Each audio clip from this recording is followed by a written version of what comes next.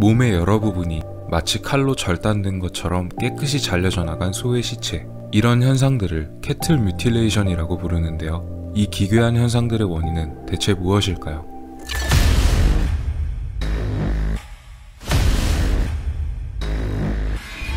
몸의 이곳저곳이 절단되거나 뜯겨진 채 시체로 발견된 가축들.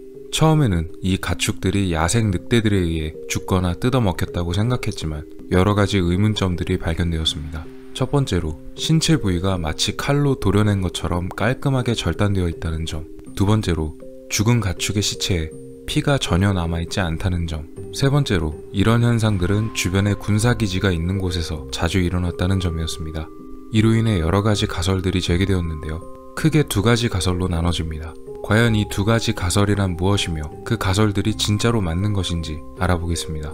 첫 번째 가설, UFO와 외계인들이 지구 생물들을 관찰하기 위해 가축들을 납치하였으며 그들을 해부한 뒤 시체만을 버려두고 간 것. 이 가설은 가축 시체들의 절단 부위가 너무나 말끔하였고 피가 모두 빠져나간 기괴한 상태였기 때문에 외계인의 소행이라는 주장이었습니다. 하지만 생물학자들의 의견은 달랐습니다. 이들은 이 현상이 늑대, 코요테와 같은 야생 동물들의 습격으로 인한 것이라고 말했습니다. 이유는 소의 시체들에서 절단된 면이 주로 눈과 입과 같은 부드러운 부분들이었는데 야생동물들이 이곳을 뜯어먹을 경우 생각보다 절단면이 굉장히 깔끔하다는 것이었습니다. 시체에 피가 남아있지 않은 이유는 먹이의 목숨을 먼저 끊은 다음 먹기에 출혈이 적고 남은 피는 증발하기 때문이란 것이었습니다. 그래서 UFO와 외계인의 소행이란 가설은 금방 힘을 잃었습니다. 두 번째 가설, 근처에 있는 미군 기지에서 새로운 무기를 테스트해보기 위해 가축들을 상대로 납치하여 이러한 일을 벌였다. 이들 가설의 근거는 주변에 미군에서 쓰는 수술용 메스가 떨어져 있었고 핵실험장이나 군사기지 근처에서 이런 일이 벌어지며 가축의 시체에서 방사능이 검출되었다는 것이었습니다. 이런 소문이 진짜 사실인 것처럼 돌기 시작하자 미국 정부는 곧바로 조사에 착수합니다. 1년 후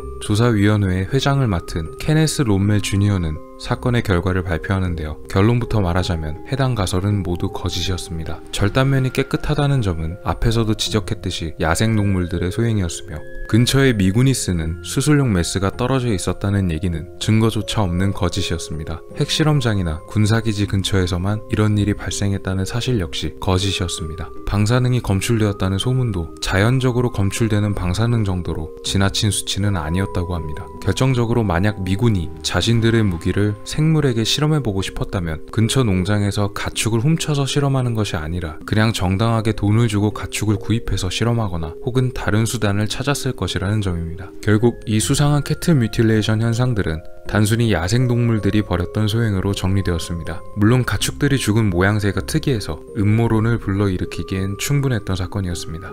오늘 미스터리 어떠셨나요? 여러분의 구독과 좋아요의 힘으로 다음에도 재밌는 미스터리로 찾아오겠습니다.